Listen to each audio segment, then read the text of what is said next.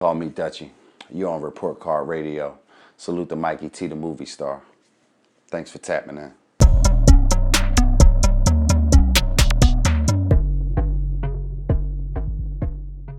So tying into that, Jay-Z asked for you.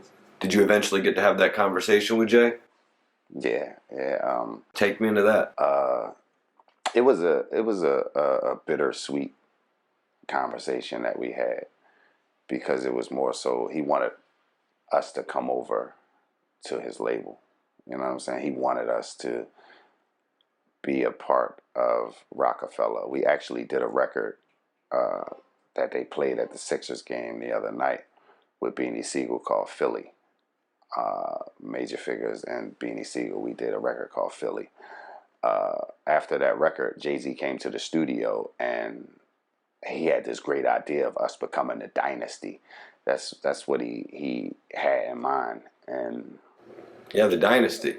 Yeah, that's supposed to be the dynasty. Yeah, us being young, I would just blame it on poor choices. You know what I'm saying? We just had some poor choices business-wise. And instead of us taking a deal, we kind of looked at it like he wasn't offering us enough money.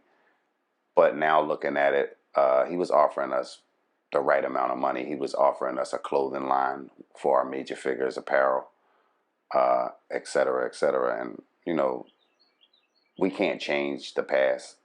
I would have made better business decisions myself. I would have just looked at it like, okay, nobody looks at catalogs and things like that nowadays. You know what I'm saying? When you're young, you can't look at things from a childish standpoint when you're doing business. But bad management and poor business savvy can mess up a lot of situations for you. So that's what happened. It wasn't so much of, and the frivolous beef. You know what I'm saying? You get a lot of frivolous beef going on. So take me inside that studio, though. Because Jay pulls up, Beanie's there, Gil's there, I imagine. Yeah, I mean, it was, it's crazy to think back on it. I mean, can you imagine just some of the top artists in one place? And none of just loud music, though? Is that what it is? Or no, none of us write records. Like I actually seen Gillie, myself, Spade, all of us just sitting in the room, and we are just, you know, going to our mind, and what comes out was some of the most legendary lyrics known to hip hop in the last 20 years. I mean, still to this day, you got to remember myself, Major Figures, we haven't dropped any records in about 20 years.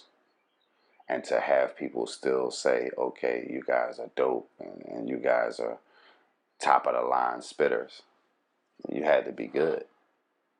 You know, you couldn't spit no bullshit in that aspect of being the greats. So Jay was in there, and Jay would always come in and, you know, basically like stick his head in and see what we were doing. And we made some good music. I'll say that. I'll say we made great music. And just to take you inside of the studio, as you asked, Jay's over there, Beans is over here, and we're all walking in and out of the room, spitting a little 4 or 5 bars, and then we'll step back out, spit 4 or 5 more bars, step back out, and the beat came on, and, you know, Beans walked out and said, yo, I got the hook.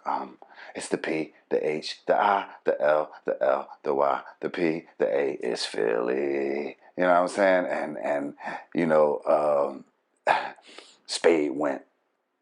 You know, and then I would go, and then Gil would go, and then Beans would go. You know what I'm saying? And at the end of the day, you get a record with the greats. You know, 10 years before us, it was nothing.